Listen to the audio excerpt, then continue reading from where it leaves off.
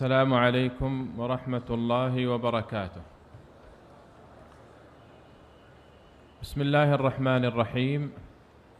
إن الحمد لله نحمده ونستعينه ونعوذ بالله من شرور أنفسنا وسيئات أعمالنا، من يهده الله فلا مضل له ومن يضلل فلا هادي له. أشهد أن لا إله إلا الله وحده لا شريك له، وأشهد أن محمدًا عبده ورسوله، صلى الله عليه وعلى آله وأصحابه وسلم تسليمًا كثيرًا إلى يوم الدين. أما بعد، فأوصيكم عباد الله بتقوى الله جل وعلا، فلا سعادة إلا بالتقوى، ولا فلاح إلا بطاعة المولى. يا أيها الذين آمنوا اتقوا الله حق تقاته ولا تموتن إلا وأنتم مسلمون. يا أيها الناس اتقوا ربكم الذي خلقكم من نفس واحدة وخلق منها زوجها وبث منهما رجالا كثيرا ونساء، واتقوا الله الذي تساءلون به والأرحام، إن الله كان عليكم رقيبا. أيها الأحبة، إن من أعظم النعم التي يمتن الله جل وعلا بها على عبده أن يوفقه وأن يمن عليه بالدخول في هذا الدين العظيم، بأن يكون من المسلمين. فهذه من أعظم النعم التي يمتن الله جل وعلا بها على عبده. وإن الثبات على هذا الدين حتى الممات هو مطلب كل مسلم، وهناك أسباب تعين على الثبات على دين الله جل وعلا، وهي عظيمة، خصوصا في هذا الزمان الذي انتشرت فيه الفتن وظهر فيها وانتشرت الشبهات والشهوات. ولعلي أقتصر على ذكر سببين يعينان المسلم على الثبات على دين الله جل وعلا. من هذه الأسباب التي تعين على الثبات على دين الله جل وعلا طلب العلم الشرعي، العلم الشرعي المستمد من كتاب الله وسنة رسوله صلى الله عليه وسلم على فهم السلف الصالح. ولا يخفى عليكم فضل طلب العلم، فإن طلب العلم من أفضل الأعمال وأجل القربات التي يتقرب بها العبد إلى الله عز وجل رب الأرض والسماوات. وطلب العلم علامة على إرادة الله بالعبد الخير، لأن النبي عليه الصلاة والسلام يقول: من يرد الله به خيرا ماذا؟ قال: يفقهه في الدين. لأن التفقه في الدين يحصل به العلم النافع الذي يقوم عليه العمل الصالح، كما قال الله جل وعلا: هو الذي أرسل رسوله بالهدى ودين الحق. فالهدى هو العلم النافع، ودين الحق هو العمل الصالح. والله جل وعلا أمر نبيه عليه الصلاة والسلام بأن يسأله الزيادة من العلم، فقال جل شأنه: وقل رب زدني علما. وفي هذا كما قال ابن حجر رحمه الله دلالة على فضل العلم، لأن الله سبحانه وتعالى لم يأمر نبيه عليه الصلاة والسلام أن يسأله الزيادة من شيء إلا من العلم. فالله يا طلبة العلم بالاستمرار في سلوك هذا الطريق، واحتساب الأجر، فهو من أعظم أسباب الثبات على دين الله جل وعلا. والله يا طلبة العلم بتعليم الناس واحتساب الأجر من الله سبحانه وتعالى، وامتثلوا قول نبيكم عليه الصلاة والسلام حين قال: بلغوا عني ولو آية. وقال عليه الصلاة والسلام: يحمل هذا الدين من كل خلف عدوله ينفون عنه تحريف الغالين وانتحال المبطلين وتأويل الجاهلين. فالله يا طلبة العلم، المسلمون بحاجة إلى تعليمكم وإلى دعوة الناس إلى الخير وإلى تعليمهم أمور دينهم، واحتسبوا الأجر من الله، وأبشروا بالفضل الكبير والجزيل منه سبحانه وتعالى. فإن النبي عليه الصلاة والسلام يقول: من دعا إلى هدى كان له مثل أجور من تبعه لا ينقص من أجورهم شيئا. أيضا أيها الأحبة، مما يعين على الثبات على دين الله جل وعلا التمسك بكتاب الله جل وعلا.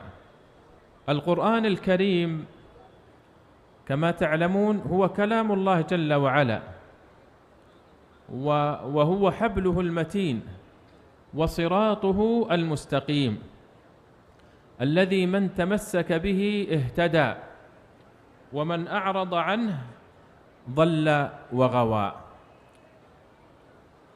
فتمسكوا عباد الله بكتاب ربكم، وأبشروا وأملوا، فإن المتمسك بكتاب الله جل وعلا على نور من الله، ويثبته الله جل وعلا على دينه بإذنه حتى يلقاه.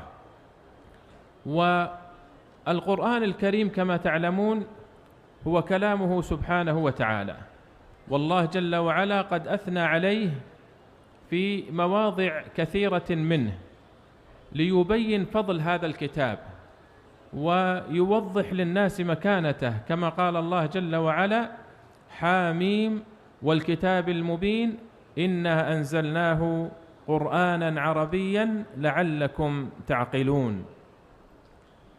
فما من باطل إلا وفي القرآن ما يدمغه، وما من شبهة إلا وفي القرآن بيان ضلالها وردها، كما قال الله جل وعلا: بل نقذف بالحق على الباطل فيدمغه فإذا هو زاهق. والقرآن الكريم هو من أعظم أسباب الثبات على هذا الدين، والله جل وعلا قد رتب الفضل العظيم على تلاوته وعلى حفظه وعلى تدبره وعلى العمل به. فقال الله جل وعلا: إن الذين يتلون كتاب الله وأقاموا الصلاة وأنفقوا مما رزقناهم سرا وعلانية يرجون تجارة لن تبور ليوفيهم أجورهم ويزيدهم من فضله إنه غفور شكور. فأكثروا أيها الأحبة من تلاوة كتاب الله، واجتهدوا في حفظ كتاب الله، واعملوا بكتاب الله جل وعلا. فهذه هي الثمرة من حفظ كتاب الله جل وعلا، العمل به. فإن عائشة رضي الله تعالى عنها لما سئلت عن خلق النبي عليه الصلاة والسلام قالت: كان خلقه القرآن. وأبشروا بالفضل العظيم من الله سبحانه وتعالى، فإن القرآن الكريم يأتي يوم القيامة شفيعا لأصحابه، ويكون سببا لرفعة درجته في الجنة.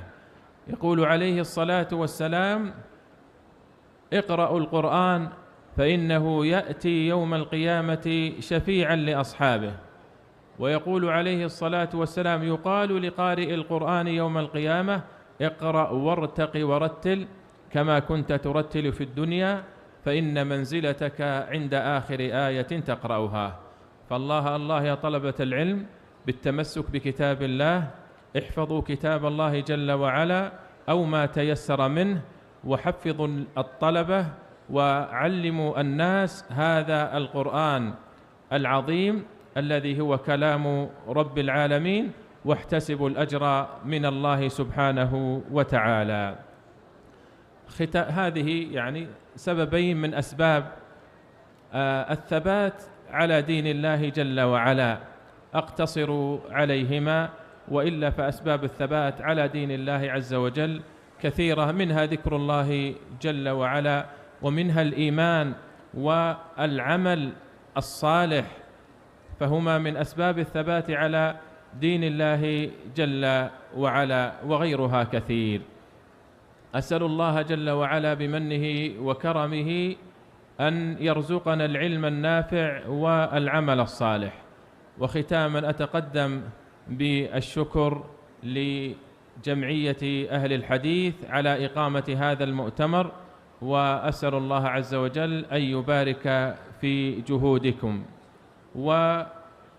والشكر موصول لمعالي الشيخ عبد الرحمن بن عبد العزيز أسديس، رئيس الشؤون الدينية في المسجد الحرام والمسجد النبوي، ومعالي الشيخ عبد اللطيف آل الشيخ وزير الشؤون الإسلامية والدعوة والإرشاد، على متابعتهم وعلى دعمهم لهذه المناشط في شتى بقاع المسلمين.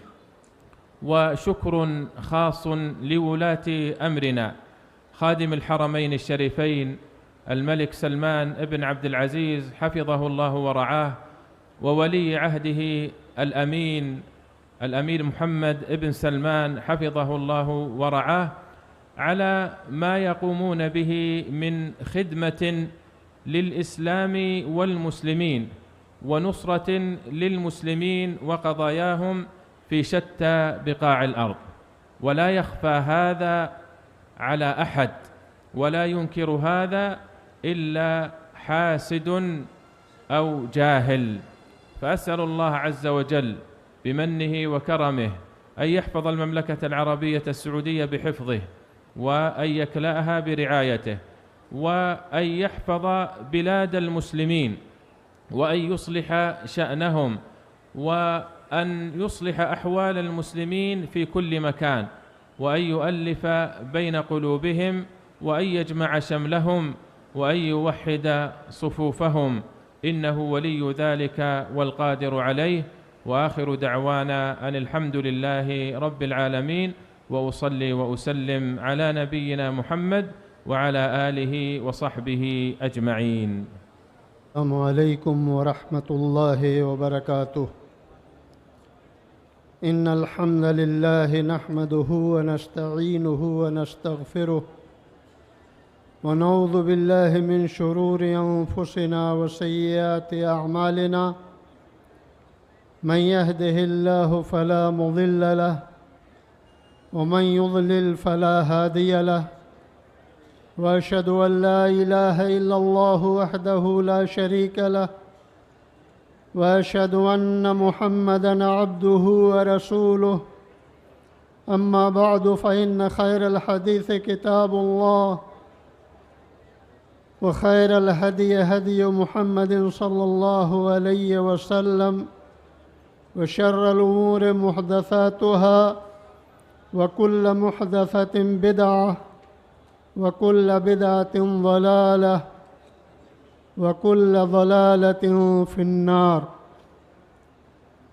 محترم سامعین کرام، ابھی آپ نے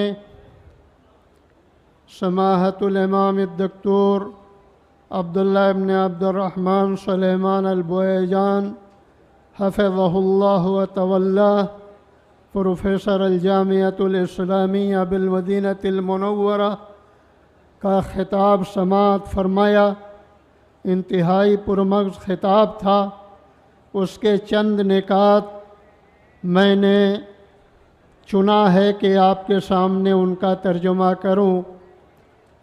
خطبۃ الحاجہ کے بعد امام محترم نے ہم سبوں کو اس بات کی تلقین کی کہ ہم اللہ کا تقوی اختیار کریں، کیونکہ ساری کامیابی اللہ کے تقوی میں مضمر ہے۔ اللہ کے تقوی ہی سے ہمیں دین و دنیا کی کامیابی نصیب ہو سکتی ہے، اور کتاب و سنت کی اطاعت ہے اور اس کے اتباع سے ہی ہم نجات پا سکتے ہیں۔ آپ نے فرمایا یا ایھا الذین آمنوا اتقوا اللہ وقولوا قولا سدیدا یصلح لکم اعمالکم ویغفر لکم ذنوبکم ومن یطع اللہ ورسولہ فقد فاز فوزا عظیما۔ یہی اللہ کی یہاں فرمایا کہ دنیا میں اللہ تبارک و تعالی نے ہمیں بہت ساری نعمتوں سے نوازا ہے، اور بلا شبہ ان نعمتوں میں سب سے بڑی نعمت یہ ہے کہ اس نے ہمیں دین حنیف عطا فرمایا ہے۔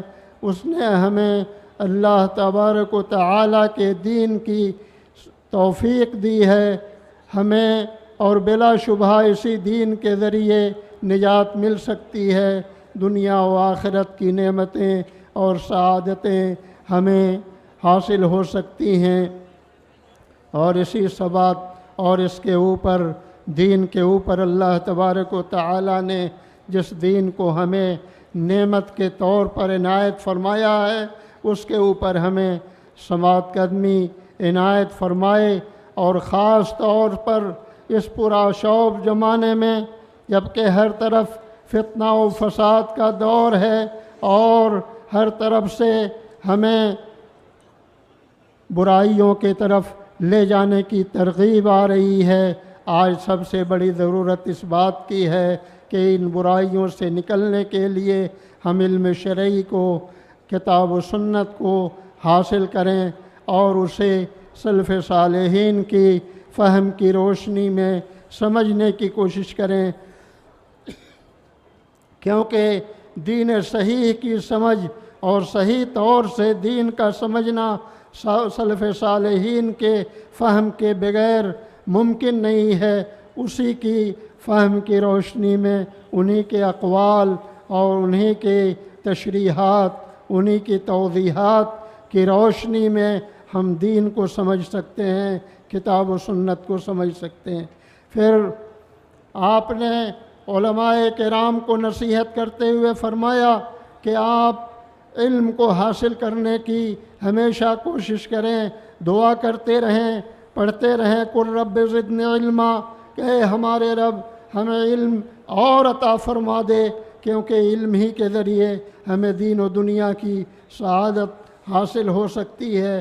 پھر علماء اور طلاب علم سے مخاطب ہوتے ہوئے فرمایا کہ اس دین کو پھیلانے میں پوری کوشش کریں، جو نعمت اللہ تبارک و تعالی نے آپ کو عنایت فرمائی ہے اس نعمت کو اور لوگوں تک پہنچائیں، ساری دنیا تک پہنچائیں، اور اس حدیث رسول کو پیش نظر رکھیں کہ بلغوا انی ولو آیا، گرچہ ایک آیت ہی کیوں نہ ہو، ایک چھوٹی سی معلومات ہی کیوں نہ ہو دین کی، اس دین کی معلومات کو اور اس دین کے علم کو آپ لوگوں تک پہنچانے کی کوشش کریں۔ پھر قرآن کریم کے سلسلے میں خاص طور سے ہمیں تاکید کی اور ہمیں اس بات کے اوپر آمادہ کرنے کے لیے ترغیب دی کہ قرآن کو خوب زیادہ سے زیادہ پڑھتے رہیے، قرآن کے ساتھ شغف رہنا چاہیے، قرآن کے ساتھ تعلق قائم رہنا چاہیے، کیونکہ قرآن ہی حبل اللہ المتین وصراطہ المستقیم، اللہ تبارک و تعالی کی مضبوط رسی ہے اور اس کا سیدھا راستہ ہے جو صحیح طور سے ہمیں رہنمائی کر سکتا ہے۔ قرآن کریم کی تلاوت اور اس کی تبلیغ اور اس کے فہم پر بڑے وجور کا وعدہ کیا گیا ہے، جس کے سلسلے میں کئی حدیثیں آپ نے پیش کی اور فرمایا، اللہ کے رسول صلی اللہ علیہ وسلم کا فرمان ہے اقرؤوا ھذا القرآن فإنہ یاتی یوم القیامہ شفیعا لأصحابہ، اس قرآن کو پڑھو کیونکہ یہ قرآن قیامت کے دن قرآن کے پڑھنے والوں کے لیے سفارشی بن کر کے آئے گا، اور وہاں اللہ تبارک و تعالی قرآن کے قاری کو یہ کہے گا، یہ بشارت دے گا کہ اقرأ وارتقِ ورتل کما ترتلہ فی الدنیا کما کنت ترتلہ فی الدنیا، اقرأ وارتقِ، تم پڑھو اور چڑھتے جاؤ، کامیابی کی سیڑھیاں طے کرتے جاؤ۔ اور اس کے بعد اخیر میں آپ نے جمعیت اہل حدیث کو مبارکباد دیا کہ آپ نے اتنا بڑا اجتماع کیا اور آپ نے اس اجتماع میں لوگوں کو اکٹھا کیا، خیر کا کام کیا۔